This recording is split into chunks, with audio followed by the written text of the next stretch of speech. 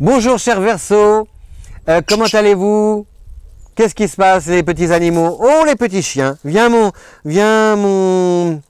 Jivago, viens mon chat, oh viens mon chat, viens dire bonjour à la caméra, regardez ce petit chat d'amour, n'est-il pas beau? Oh, il s'appelle, oui, oh le petit chat d'amour, il s'appelle Jivago, oh là, il touche le micro non? Il s'appelle Jivago comme le docteur Jivago. Vous connaissez le docteur Jivago? Un jour Lara, da di da da da da. Omar Sharif, David Lynn, Julie Christie. Super, voilà. J'en étais où? Au Verseau. Bon, voilà, c'était la petite parenthèse. Les prévisions, non pas météo, mais zodiacales pour le mois d'octobre. Le soleil arrive, il va falloir que je me déplace un petit peu parce que sinon je vais avoir le soleil en pleine lumière. Donc vous avez, alors, la grande nouvelle, c'est le départ de Jupiter. À partir du 11 octobre, Jupiter n'est plus en balance. La balance était un signalier. Et jusqu'ici, Jupiter vous aidait à pouvoir peut-être discuter, négocier, dialoguer et favoriser les échanges, faciliter les contacts, notamment si vous cherchiez aussi l'amour. Donc là, Jupiter s'en va. Ça veut dire qu'il va falloir vous débrouiller seul pour pouvoir, mais on vous fait confiance parce que le Verseau, c'est quelqu'un qui aime bien parler, qui a l'art de communiquer, qui est surtout très curieux. Donc vous allez creuser d'autres pistes, rencontrer d'autres personnes, vous y prendre autrement pour convaincre et user d'arguments persuasifs pour pouvoir obtenir une faveur ou satisfaction ou une augmentation. Donc gardez à l'idée, Jupiter s'en va pour entrer en Scorpion. C'est un peu plus tendu parce qu'avec le Scorpion, il y a un peu de friction. Donc il risque d'y avoir dans cette transition, là dans la deuxième partie du mois d'octobre, des malentendus sur le plan du travail et peut-être de l'incompréhension sur le plan sentimental. Mais je vous rassure, Vénus arrive en renfort du 15 au 31, en balance justement cette fois. Ce qui veut dire que cette combinaison, s'il vous plaît, non mais, je plaisante, cette combinaison, je ne sais pas où me mettre, cette combinaison, ah voilà, un peu plus près, cette combinaison, 3 fois, Vénus, Jupiter, c'est comme un paradoxe si vous voulez, c'est-à-dire que c'est un peu, comment expliquer? En fait, les personnes sur lesquelles vous comptez ne seront pas forcément celles qui viendront vous dépanner.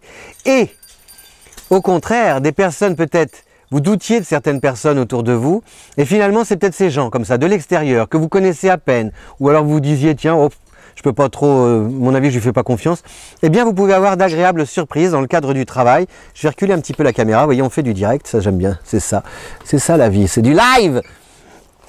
Donc ce sont ces personnes-là peut-être qui vont vous dépanner. C'est ça l'arrivée de Vénus en balance à la fin du mois et qui va contrer les effets de Jupiter. Donc on a aussi en début de mois du 1er au 17 Mercure qui arrive en balance. Donc c'est bénéfique aussi pour vous sur le plan des écritures, des papiers, des contrats, des contacts, c'est-à-dire tout ce qui peut avoir comment dire, une connotation un peu administratif, professionnel, contractuel. Si vous cherchez un emploi, a priori c'est pas mal du tout. Vous pouvez comme ça avoir des pistes à creuser, des entretiens, aussi exceller dans le secteur relationnel, travailler en équipe, pas du tout le travail sédentaire, ce n'est pas fait pour vous en tout cas. Et puis par exemple si vous passez un examen, bien vous avez du succès à l'oral. Pareil pour les permis de conduire, ça peut être le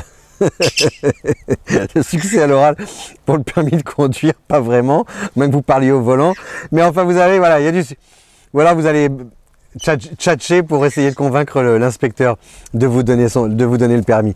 Mais en gros, c'est ça, c'est-à-dire que, en tout cas, ça se passe bien. Tout ce qui est écriture vous porte chance en début de mois. Et puis vous avez Mars aussi qui arrive à la fin du mois, du 23 au 31. Donc ça c'est bien pour vous parce que la dernière semaine du mois de mars, eh bien vous en profitez peut-être pour élargir votre champ d'action et essayer peut-être de frapper à d'autres portes ou envisager de partir, peut-être réfléchir à une éventuelle mutation, un changement de service. Enfin quelque chose qui est décidé et que vous allez mettre en mouvement, peut-être même physiquement, géographiquement, par la suite. Voilà, donc c'est ça l'influence de Mars en balance à la fin du mois d'octobre. Donc je résume. On a le départ de Jupiter qui peut créer, et l'entrée en Scorpion, qui peut créer quelques frictions, malentendus, incommunicabilité, incompréhension avec l'entourage. Mais Vénus vient en renfort, avec le soutien peut-être de personnes sur lesquelles vous ne pensiez pas compter dans le passé et qui vont vous apporter, créer la surprise, la bonne surprise. Vous avez aussi donc des bons contrats, des écritures, des engagements peut-être solides, jusqu'au 17 avec Mercure.